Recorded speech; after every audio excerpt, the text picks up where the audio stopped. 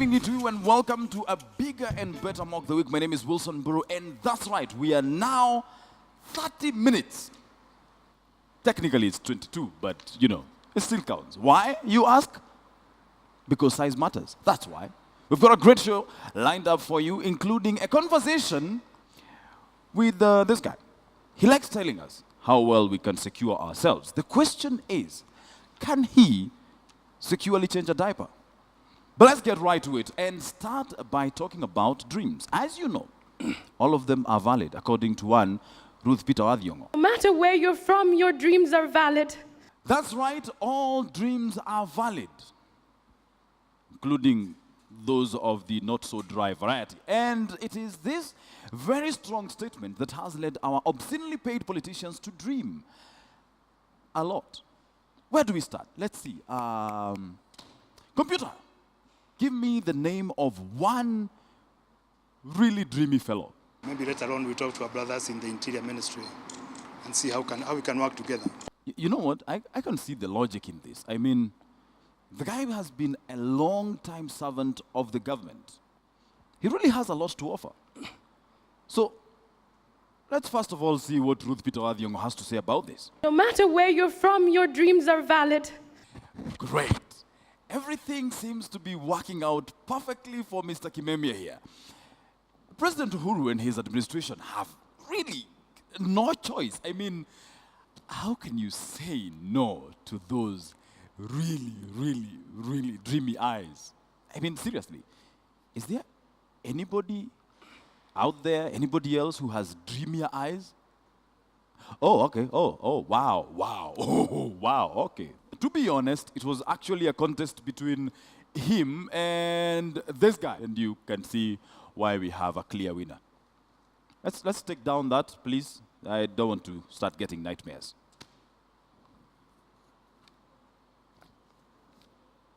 Honestly, I'm trying to remember what we were talking about. The rearrangement has seen the ouster of Francis Kimemia from government. No.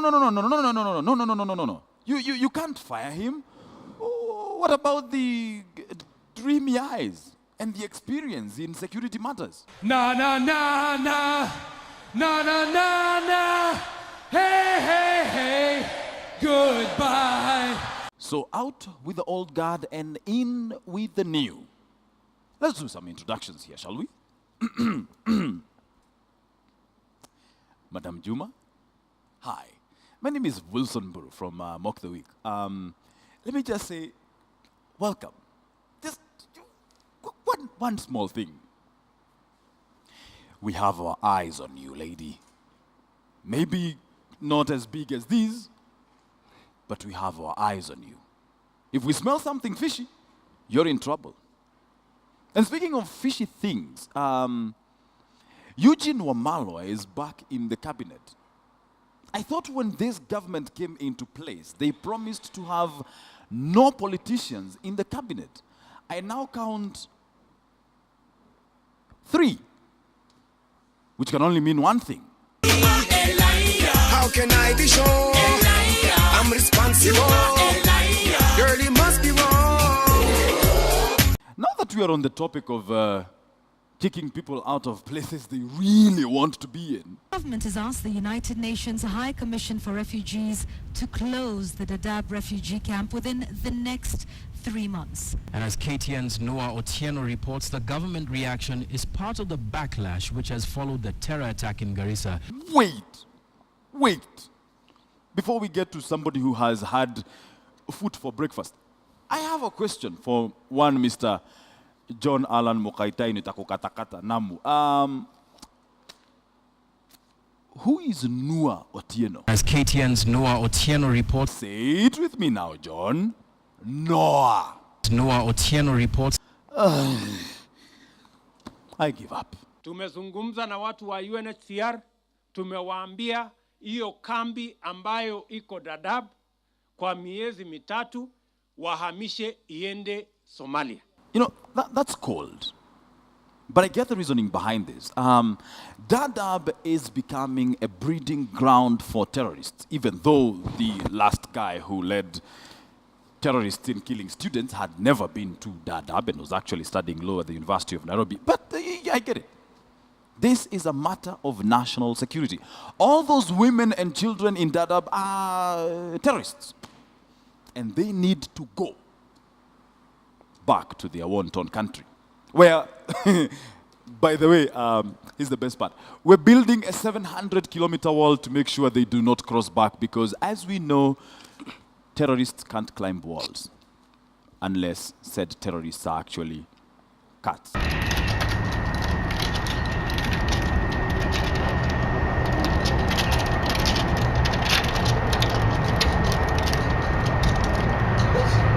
If you're business savvy, it's now time to start manufacturing a 600,000-seater bus. But surely this is lazy from the government and the opposition. Wait. There's still an opposition in this country, right? What? What is it they do again? I'm looking for my Johnny. Where is my Johnny? Johnny, do you know Johnny? Question. Yep. We are all alone, ladies and gentlemen. And speaking of ladies, let me give some advice. It is important, extremely important, not to be fake. Wait, how did that picture get there? Take it down, take it down. Thank you. So anyway, there was almost a diplomatic catastrophe that unfolded in an airport in Kigali, Rwanda, after a woman from Kenya was discovered to have been carrying buttock size and shape enhancing technology stroke devices, which is quite popular as I came to learn. But the question now becomes, how did the Rwandese discover that she was wearing plastic derriere? And for this, I introduce to you our newest correspondents. That is Nick Akala and Godwin Kimani. A very huge welcome to the two of you gentlemen. And let me start with you, Nick. How did they detect that she had a plastic butt? Now, Wilson, look here. Rwanda was named the safest and the cleanest country to live in Africa. So they basically don't need those metal detectors. So they install fake butt detectors, also called plastic detectors. Now, plastics are considered an eyesore in Rwanda. And plastic butts and fake butts are even considered a real threat to the environment. In fact, in Rwanda, plastics are considered a real threat more than metallic things like, say, guns, knives, and everything like that. Well, what an interesting revelation that is. Thank you very much, Nick. And let's now cross over to our other very new correspondent, Godwin Kimani. Godwin, let's switch languages to Swahili. Huyu mwanamke alijulikana vipi kwamba makalio yake hayakuwa ya kuzaliwa nayo? Bwana Wilson, utafiti wangu umedhibitisha haya. Jambo la kwanza, kuna uwezekano ya kwamba makalio yalikuwa tofauti. Maana yake, kalio moja likawa kubwa kuliko lingine. Pia katika ile hali ya kutembea, kuna uwezekano kuwa sehemu ya makalio ikawa haina uhusiano wote na mwili wake. Inafaa makalio yaonekane yakidondoka kulingana na hatua za miguu yake. Pia ni dhahiri kwamba aliyegundua haya alikuwa ni mwanaume. Huyu ndiye angeweza kuziona tofauti, kwani macho yao wanaume lazima yafuatane na kumzindikisha mwanamke anapopita. You know, seriously, I agree. I agree with Godwin. Men have some very strange behaviors. Thank you very much, gentlemen, and we'll now take a very short break. We'll be right back after this. Do you have useless personal errands to run? Are you tired of being stuck in traffic? Do you need to get there quick, fast, and in a hurry? The Kenya Police choppers are on standby day and night to take you, your loved ones, your random neighbor, your mama mboga, your askari, and that goat over there on your holidays and shopping sprees. Stocks are limited, so hurry. First come, first served. Police headquarters, ready for you on time, always, and especially for your emergencies. Book yours today. Pretty girls not included.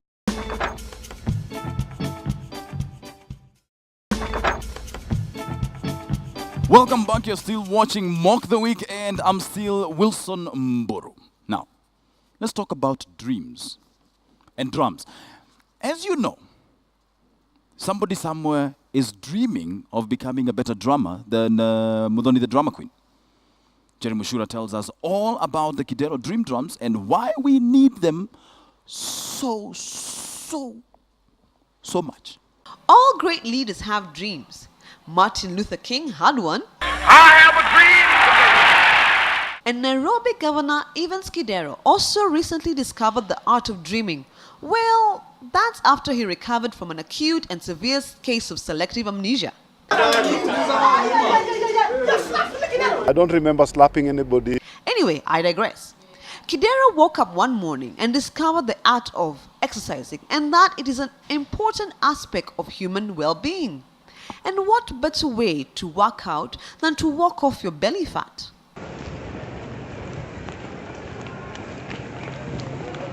So it turned out that Kidero loved Nairobi so much that he gave the city his only begotten exercising advice: walk. And walk he did. And to make sure that the people in Nairobi became a healthy lot, he put up these drums on all roundabouts on Uhuru Highway. The result? Ridiculous traffic on the roads. The consequence?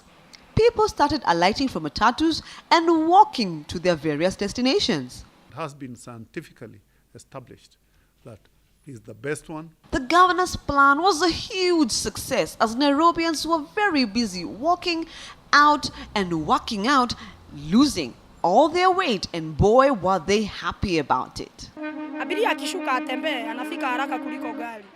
So unaona kama hiyo jam ya Kidero ilifanya watu wako wanafanya tizi? Sana wamefanya tizi sana. Hiyo ni kitu poa ama ni kitu mbaya? Ni kitu mbaya. Kwa nini? Wanatufinya kwa biashara yetu. Lakini sume kama wewe ni mtu mkubwa, si utakuwa mdogo sasa, uanze ku lose weight. Hapo utafanya kama wewe ni mnono, lakini na wewe kama ni mkonde itakuwaje? Vile waleka hiyo drum inakuwa mzuri kwako kufanya exercise. Ni vizuri ama vibaya? Ni vibaya kwa sababu tukienda kasi tunachelewa. Lakini si inafanya ujenge mwili. Hapana, siwezi kusema hivyo kwa sababu na kasi nayo inaningotea pale. Bosi ananigombanisha kila mara. It's about time he let the drums do their work. Drums can be kept for water or oil. The good Dr. Kidero even brought in the Health Cabinet Secretary, James Macharia, We are here with Traffic One, who was at hand to explain the benefits of working out on a regular basis. It's important to make sure that we tell Kenyans to make sure they have discipline. But just like a gym, even for this workout, Nairobians got to have a 3-day break from all this exercising. we will remove the barriers that restricted turns on the roundabouts. So when all is said and done, the only message to our dear governor is, congratulations, sir. You have managed to see through something you started. Oh, wait a minute. We will remove the barriers. Yeah, it was a dream, and let it stay a dream. Jerry Muchura reporting for Mock the Week. When the media wants comments on the security situation in the country, he's the man they run to. Why? Well, it's pretty obvious that he's a knowledgeable fellow. The best form of deterrence of terrorism is investing in intelligence collection. His name is MBIJIWE. His title, security expert. But apart from his security business, we wanted to know what else he does for a living. So we stalked him to his house and found him doing what he does better than being a security expert, being a family man.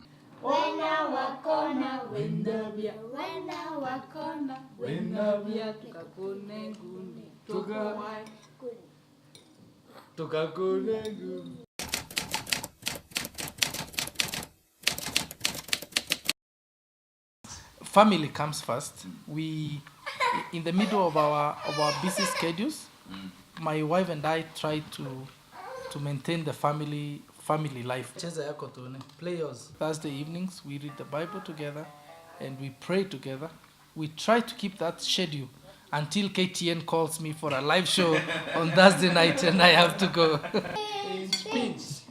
Rat, the baby has fallen in the fire on its back. Switch. Papa. Okay. Time to change. Time to change. Kukamulika kantu kawe.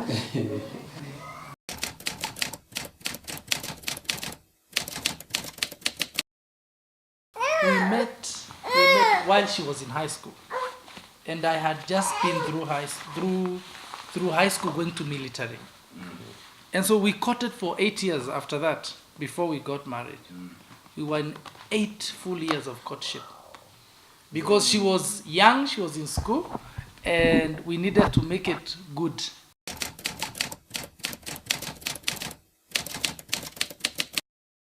Only 20.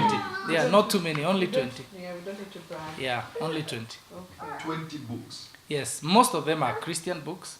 One is terrorism book, one on terrorism, and another one now is coming fully on terrorism. So really, we are very faithful Christians, and we serve God on the other side. That's the other part of us. Yes. I grew up in the deepest villages in Mount Kenya area. Yani from our farm They to grow a lot of marijuana. from our farm to Mount Kenya forest, where they grow marijuana, is like 3 farms. I was raised by my grandmother for some time, and then my father married a stepmother, and stepmother raised us for some time. But again, I went back to the hands of my grandmother, who gave me over to the hands of my aunt, who finished with me and brought me over again to the hands of my grandmother. Crocodile meat. How did... The man is worse than a lion.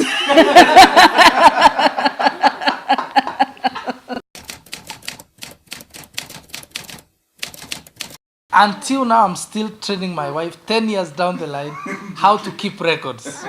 When she receives a letter, how to file it in a file. When she goes shopping, to file the receipt.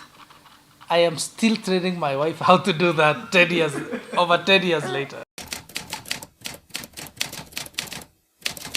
Ugali Nasonda, he came from KTN the other day very late, and I'd made ugali and beef stew, but he couldn't find the beef. So there was some coke. Couldn't find the beef. I don't know. He's like you saw when he was making an egg. He doesn't even know where the house is or where the eggs are. He's not very familiar with some things. So he just came, got some ugali, was very hungry. He doesn't eat out at all. If he has to, he says. It's crocodile meat. Yeah, it's crocodile meat. And yeah, so there was ugali and beef. And he only found ugali and some coke.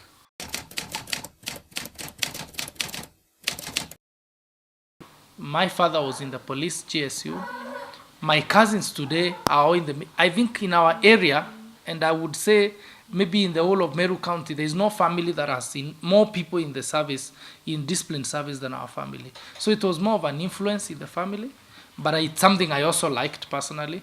I was the only one who joined the KDF, who joined the Air Force at that time, or up to that time from our family. And so there was an influence from the family, I should say.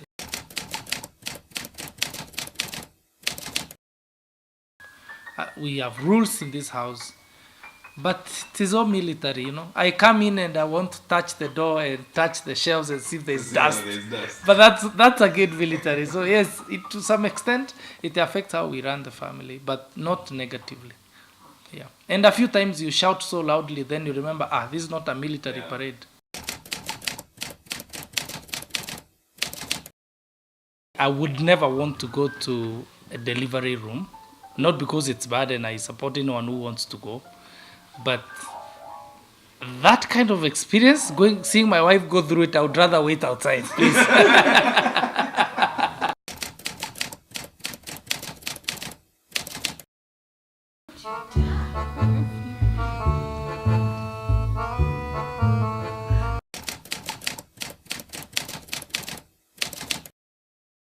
He buys me new stuff.